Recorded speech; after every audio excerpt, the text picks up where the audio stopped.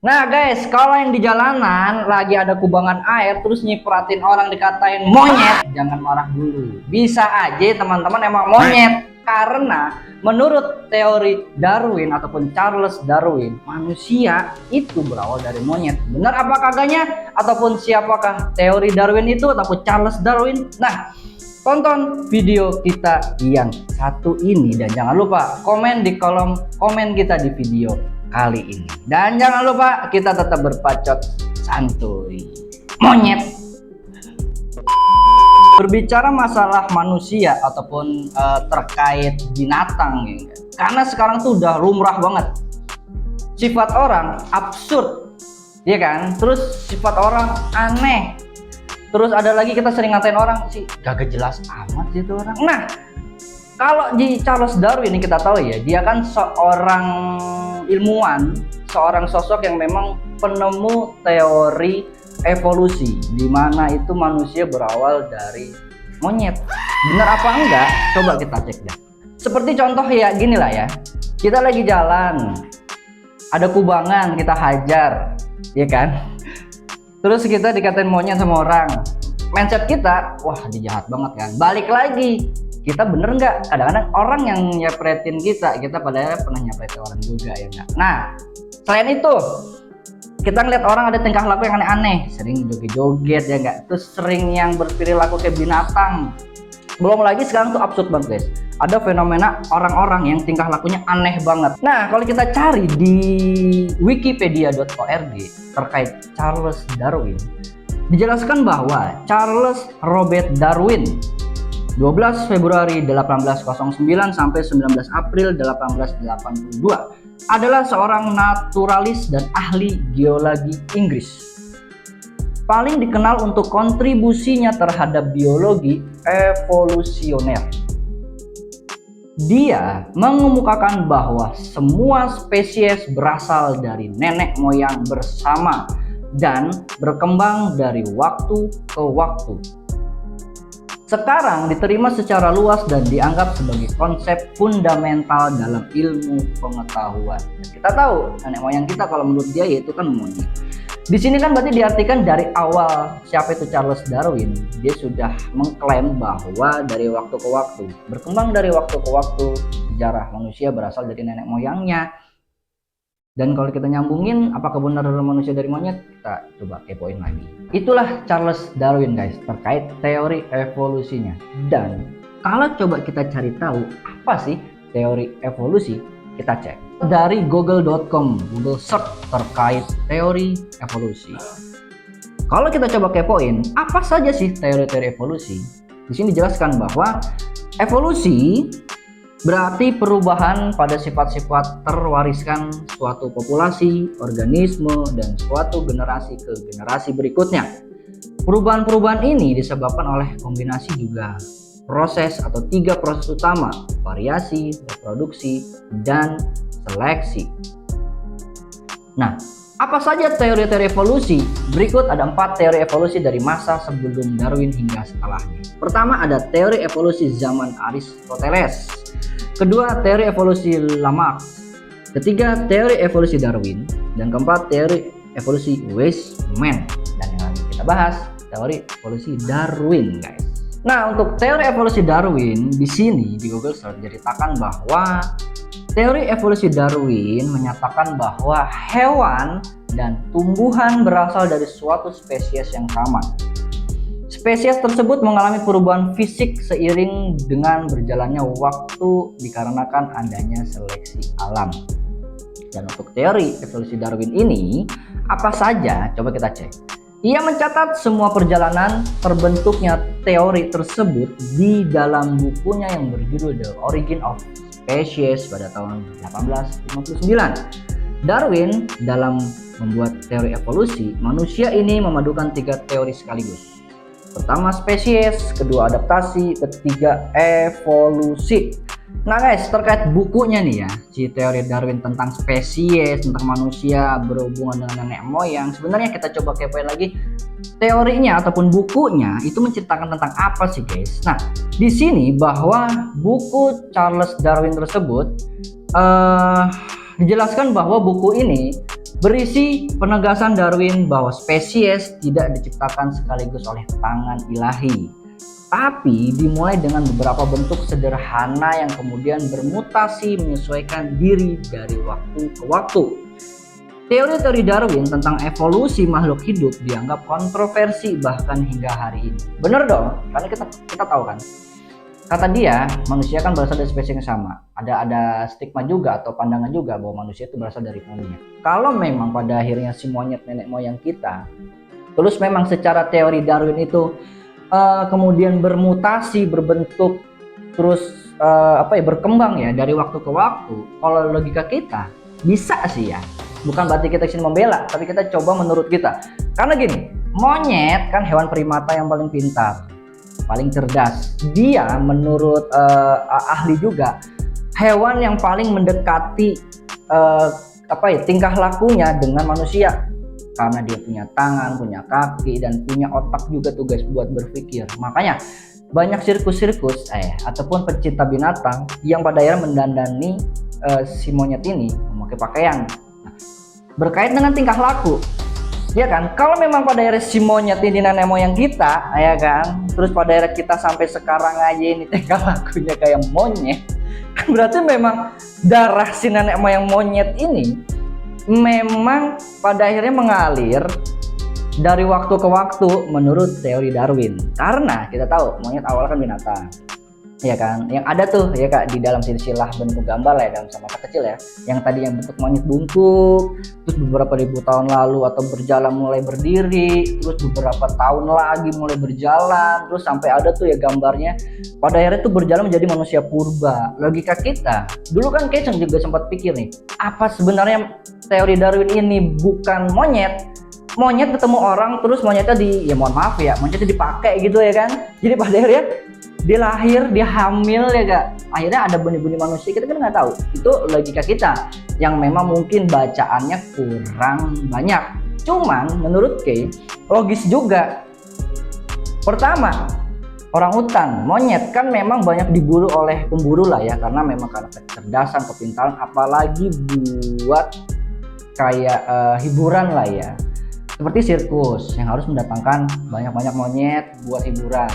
Logika kita ya simpelnya, banyak pemburu yang pada akhirnya berburu, mungkin entah karena memang secara logika tidak ada wanita-wanita kali ya untuk melampiaskan nafsu seks ya, mungkin saja bisa bukan teori Darwin, si orang sendiri sebenarnya yang memang diciptakan dari cahaya atau dari tanah lah ya menurut agama tertentu ya kan. Akhirnya di ke hutan sama monyet, terus dia nafsu seksualnya tinggi, pada akhirnya dipakai ya kan, terus ditinggalin kan bisa aja. Akhirnya si monyet itu hamil dan pada akhirnya lahir ya itu karena genetika si orang dan manusia itu dekat. Mungkin sperma manusia pada akhirnya dimasukkan ke sperma binatang si monyet ini karena kasus ya sebenarnya sih nyeleneh ya wajar kan karena kita fenomena. Terus akhirnya dia hamil 9 bulan bawa bidan, enggak, maksudnya si monyetnya tersebut hamil kemudian menemulah spesies baru ya kan, bisa digitu kan, karena kan dia lahir, tumbuh kembang, besar, dan akhirnya yang disebut Tarzan bisa aja kan guys, kita nggak tahu. Nah guys, terkait manusia dan binatang, kalau kita coba kepoin mengenai manusia ataupun kingdom manusia, di sini dijelaskan bahwa manusia termasuk dalam kingdom animalia atau hewan. Kingdom animalia atau hewan terbagi menjadi beberapa kategori atau klasifikasi. Satunya adalah hewan vertebrata. Nah, kalau coba kita kepoin lagi mengenai binatang, hewan, monyet, manusia berkaitan atau tidak. Di sini kalau coba kita kaitkan antara kingdom animalia ya terhadap manusia, sebenarnya kalau kita coba cari tahu penjelasan sifat-sifat dasar manusia apa sih? Nah, kita cek di Google Search. Sifat manusia, penjelasan sifat dasar manusia. Manusia itu yang pertama keterbukaan, maksudnya adalah keterbukaan terhadap pengalaman-pengalaman. Kedua, kesadaran. Ketiga, ekstraversi. Dan keempat, kesesuaian. Nah, kalau dari beberapa penjelasan ini memang manusia sendiri jauh dari sifat-sifat binatang lah ya, karena dia terbuka, mungkin bercerita, terus kesadaran secara sadar melakukan sesuatu hal, pasti berpikir. Iya kan? Dan kesesuaian dan ekstraversi kalau kita lihat juga itu logis kalau dilakukan. Tetapi kalau balik lagi ke 10 perilaku aneh manusia yang terpecahkan lewat penjelasan ilmiah, tapi kita cari tahu. Di sini dijelaskan ada sifat-sifat manusia yang tadi sebelumnya ada yang beli pesan makan secara telanjang dada, ada yang jual tulang belulang online, tulang belulang manusia ya. Tapi di sini mengenai teori ilmiahnya Charles Darwin dan logika berjalan atau logika berjalan, kita coba kaitkan dengan perilaku aneh manusia yang terpecahkan lewat penjelasan ilmiah. Salah satunya ini. Di sini ada informasi terkait kurangi keraguan dengan mencuci tangan. Apa sih maksudnya? Nah,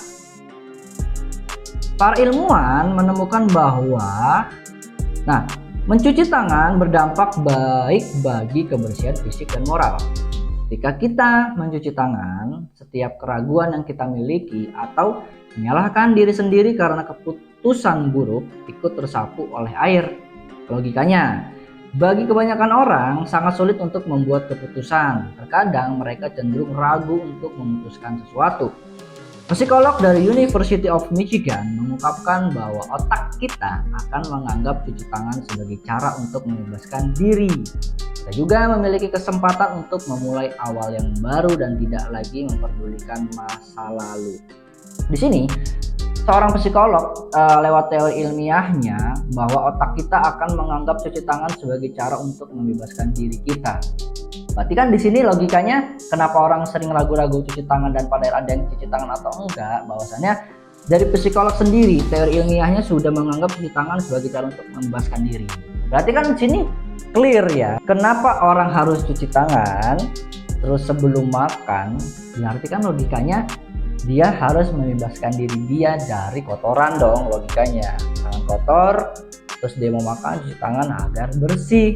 Nah itu salah satunya yang kalau kita kaitkan sama teori Darwin ilmiah juga, kenapa manusia dari monyet, agak logis lah ya.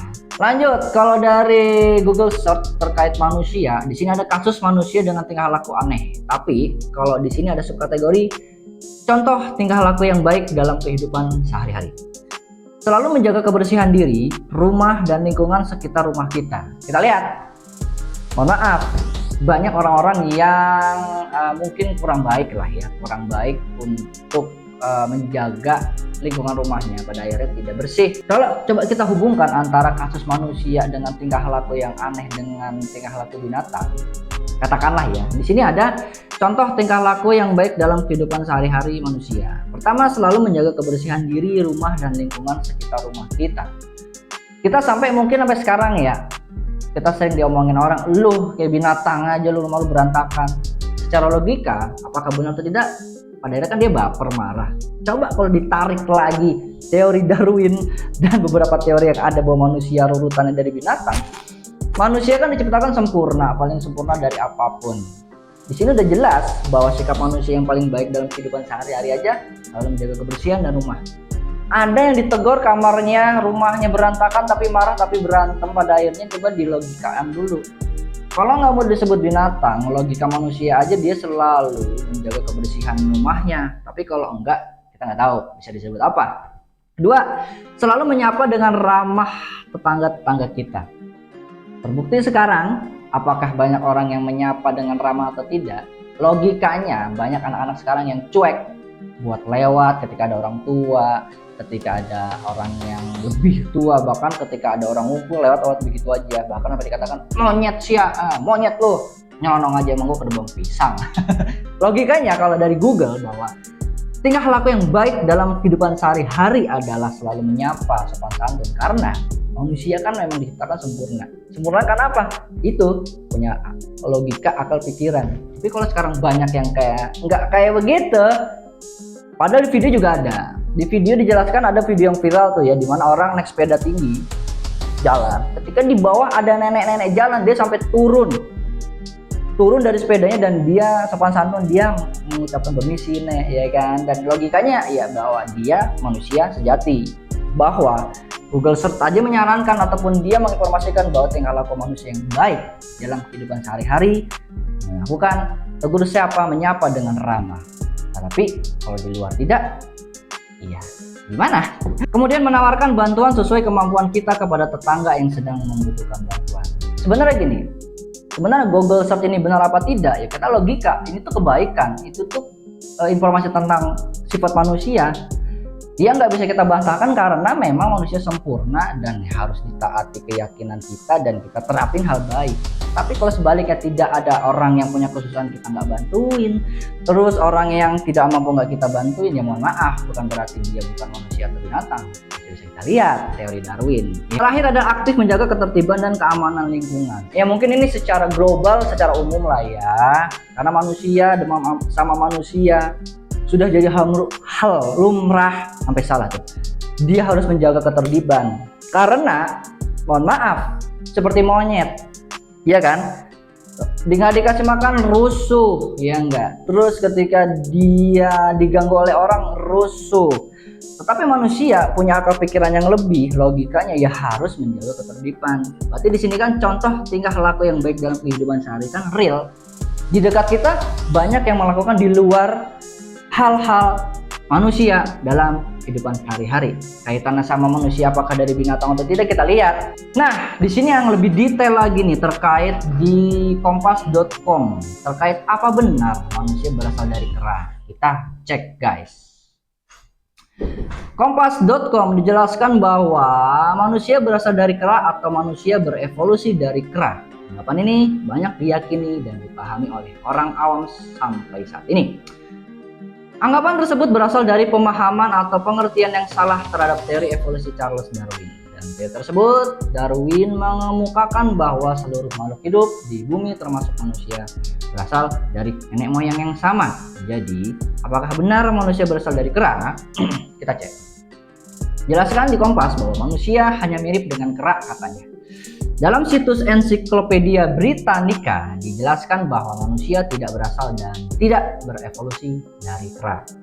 Karena manusia adalah salah satu jenis spesies kera besar yang masih hidup sampai saat ini. Ingat ya, Kompas menjelaskan bahwa manusia adalah spesies dari kera, bukan berarti monyet ya, berarti bagian primata salah satunya dari manusia itu ya kan, karena dia yang paling sempurna, yang paling besar. Manusia yaitu Homo sapiens merupakan bagian dari ordo primata dengan jumlah populasi terbanyak di dunia. Manusia juga masuk dalam kingdom Animalia yang sama dengan kera dan kelas Mamalia yang berarti hewan menyusui. Betul dong. Sederhananya manusia hanya mirip dengan kera namun bukan berarti berasal dari kera. Dalam perjalanannya manusia berevolusi bersama orang utan, simpanse, bonobo, dan gorila. Selain itu, mereka semua juga punya nenek moyang yang sama sekitar 7 juta tahun yang lalu. Nah, dan kalau coba kita kepoin 7 juta tahun yang lalu primata, monyet, dan sejenisnya apakah punya nenek moyang? Kita cek. Nah, dari Google Search kita cari bahwa primata atau dari bahasa Latin primat, dari primus terbaik untuk pertama, adalah mamalia yang menjadi anggota ordo primates. Primata pertama kali muncul 85-55 juta tahun yang lalu dari mamalia darat bertubuh kecil yang beradaptasi untuk hidup di pepohonan hutan tropis.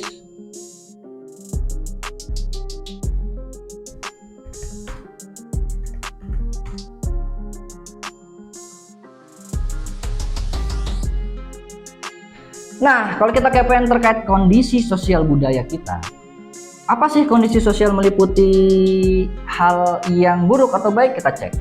Di sini Google Search, google.com diinformasikan bahwa kondisi sosial meliputi apa saja. Kondisi sosial merupakan semua orang atau manusia dan lingkungan sekitarnya dapat mempengaruhi kehidupan seseorang. Kondisi sosial, masyarakat mempunyai 5 indikator yaitu umur dan kelamin, pekerjaan, prestis, kemampuan, keluarga atau kelompok rumah tangga, dan keanggotaan dalam kelompok tertentu. Nah, lebih lanjut lagi, apa yang dimaksud dengan kondisi sosial? Jadi, dari Google Search, kondisi sosial adalah suatu keadaan yang berkaitan dengan keadaan atau situasi dalam masyarakat tertentu yang berhubungan dengan keadaan sosial. Menurut Daliono, tahun 2005 halaman 133, kondisi sosial adalah semua orang atau manusia lain yang mempunyai ataupun mempengaruhi kita. Logis.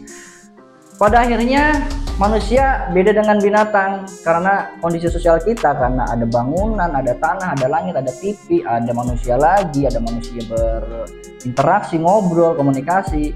Pada akhirnya dia beda dengan binatang. Tapi kenapa manusia tersebut ada yang bertingkah laku seperti binatang? Mungkin karena kondisi sosialnya kita nggak tahu, karena kan kita punya kasta, orang kaya, orang orang kelas menengah bawah, orang marginal.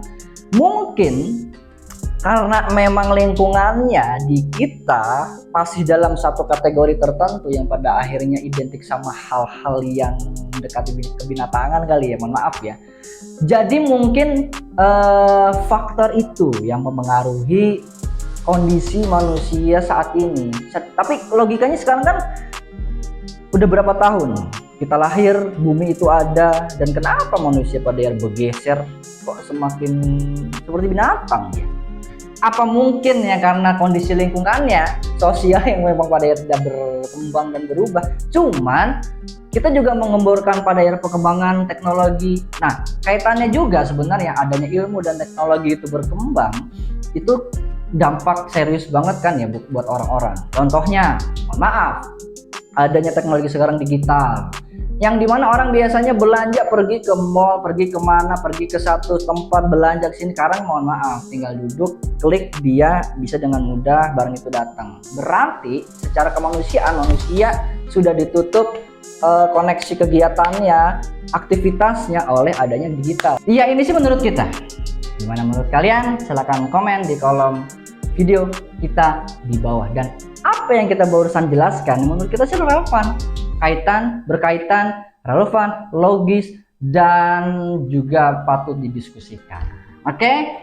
Makanya tetap like, komen, dan subscribe channel YouTube kita, karena kita akan ngobrol-ngobrol lebih jauh lagi tentang tokoh, tentang film, dan tentang yang bisa dibilang fenomena-fenomena yang bisa dikaitkan lah sama beberapa hal yang jadi sudut pandang kita. Oke? Tetap like, komen, dan subscribe agar teman-teman tahu video apa yang kita tonton, film apa yang kita tonton, dan apa yang kita kaitkan, dan tetap share video konten kita. Nah, jangan lupa salam sejahtera untuk ente dan Ani. Tunggu video-video kita selanjutnya, dan tetap untuk bacot santuy. Charles Darwin, for leading millions of Christians astray with a very different account of creation. Evolution by natural selection. It seems outrageous to them that Darwin was laid to rest here in Westminster Abbey, the highest honor the Church of England could offer.